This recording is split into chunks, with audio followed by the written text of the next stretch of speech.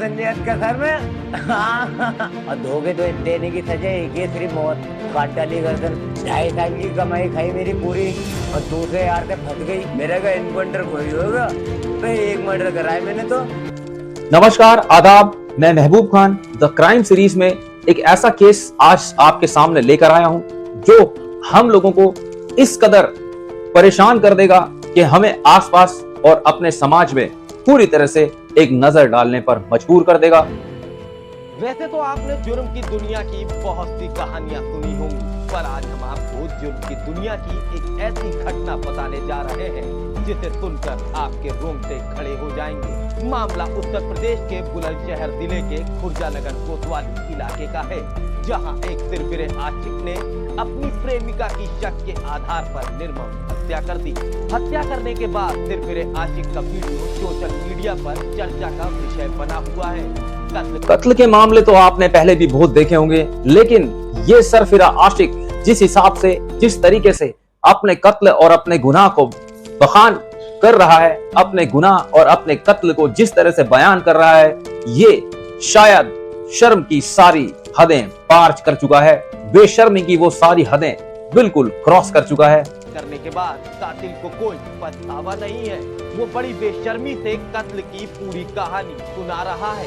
हत्यारे प्रेमी ने कहा कि प्यार में धोखा देने पर उसने गला रेत कर हत्या की है।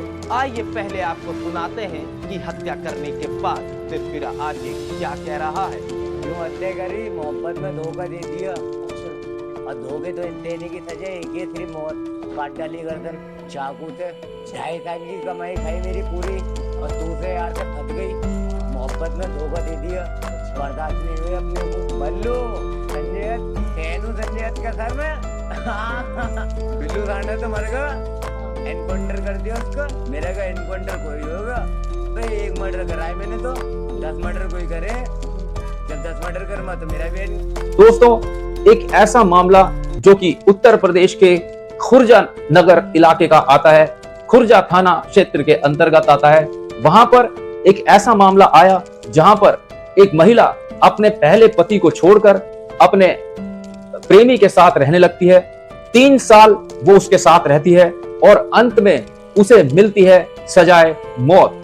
यानी कि उस सिरफिरे आशिक ने सिर्फ उस प्रेमिका का, जो कि अपने पहले पति को छोड़कर उसके साथ रह रही है, उसका सिर्फ इसलिए कत्ल कर दिया कि वो उस पर शक करता था।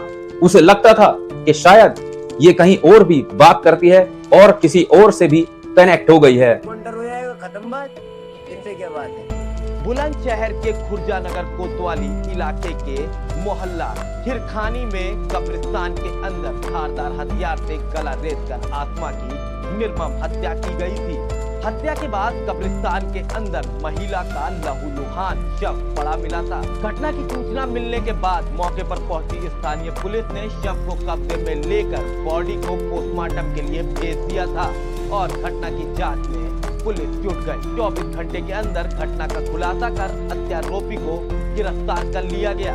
थाना खुर्जानगर के मोहल्ला हिरखानी स्थित एक कब्रिस्तान में आज दोपहर करीब 2-3 बजे एक महिला जिसका नाम आशमा है, जिसकी उम्र करीब 30 वर्ष है, उसकी मृत अवस्था में उसका शव पाया गया था।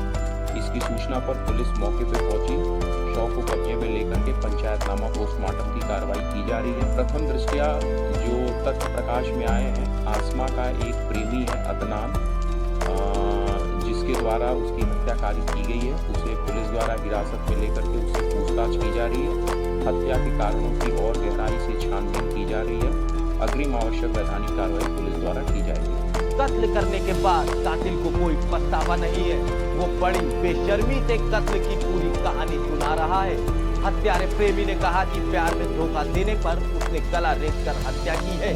शादीशुदा मृतका आसमा से अदनान के अवैध संबंध थे। चरित्र पर शक करने के चलते अदनान ने गला रेत कर आसमा की बेरहमी से हत्या कर दी। आरोपी अदनान ने कहा, मैं संजय दत्त का फैन हूँ। खलनायक फिल्म देखकर मैं बलराम बन गया हूँ। प्यार और दोस्ती में धोखा देने वालों का कत्ल करने में मुझे कोई गुरेज नहीं है। प्रेमिका ने धोखा दिया तो उसे मौत के घाट उतार दिया, और अगर घर वालों को किसी ने परेशान किया तो उसे बम से उड़ा दूंगा। अगर मेरे घर वालों के ऊपर आँच भी आई ना तो घर न उड़ात्मा पंप से समझ लो। फिलहाल हत्यारे को गिरफ्तार कर पुलिस पूछताछ के बाद सलाखों के पीछे भेज चुकी है। मृतका पहले से शादीशुदा थी, लेकिन पहले पति को छोड़कर पिछले 3 साल से अपने हत्यारे प्रेमी के साथ खुर्जा के कालिंदी कुंज में रह रही थी। आपने प्यार में धोखा देने वाले जरूर देखे होंगे। ऐसा भी हो सकता है कि आपने प्यार में धोखा खाया भी हो। इस प्यार के माया जाल में फंसने के बाद लोगों को कुछ नहीं दिखता है। यही वजह है कि बुलंदशहर जिले से मोहब्बत में हत्या की सनसनीखेज वारदात सामने आई और कत्ल करके कातिल को कोई पछतावा नहीं है।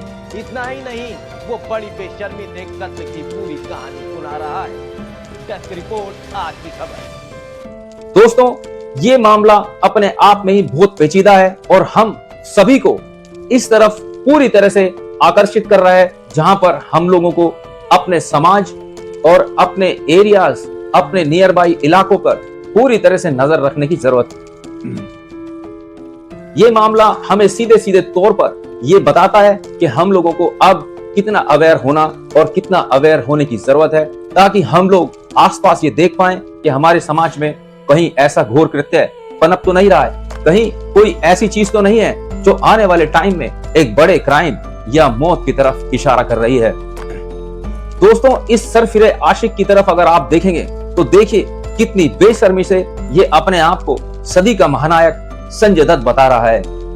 ये कत्ल करने वाला शख्स ये बात भूल रहा है कि पुलिस और कानून का पंजा जिस पर चलता है उसकी कमर और उसकी जिंदगी पूरी तरह से बर्बाद हो जाती है, उसकी कमर तोड़ दी जाती है।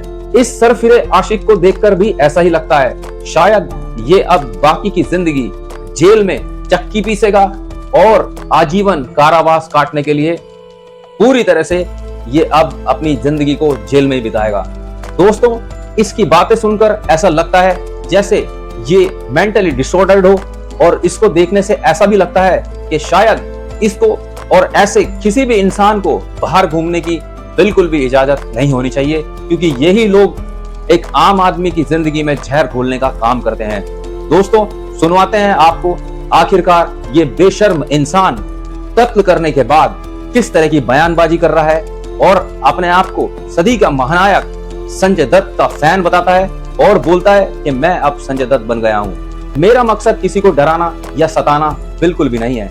मैं आपको इस तरह के केसेस से सिर्फ ये बताने की कोशिश कर रहा हूं कि हमें और आपको कितना अवेयर रहना है, हमें और आपको अपना ध्यान किस तरह रखना है, ताकि हम लोग ये अवेयरनेस ला सकें कि जिंदगी में, ताकि हम लोग अवेयर हो सकें, इस तरह के क्राइम से अपने आप को बचा सकें और समाज में कंट्रीब्यूट कर सकें, ताकि क्राइम और क्रिमिनल्स दोनों ही समाज से एलिमिनेट हो जाएं, धीरे धीरे कम हो जाएं और ये समाज खुशहाल जिंदगी जीने लगे। Thank you for watching. आज के लिए इतना ही। तब तक के लिए फिर दोबारा मिलेंगे एक नई स्टोरी के साथ, एक नए केस स्टडी के साथ। तब तक के लिए नमस्ते, आदाब, शुक्रिया, थैंक यू फॉर वॉचिंग। नमस्ते।